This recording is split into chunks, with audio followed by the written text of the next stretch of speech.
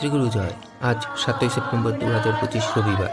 শ্রীগুরু সংঘ বেহালা শাখা সংঘের অন্তর্ভুক্ত সোদপুর মাতৃসংঘের অনুষ্ঠান চলছে কৈলাস ঘোষ রোড, কলকাতা 8-এ অবস্থিত রীতা দে দিদির বাড়িতে। দুপুর 2টো থেকে মাতৃসংঘ শুরু হয়েছে। মাতৃসংঘে উপস্থিত সকলকে জানাই শ্রীগুরু জয়।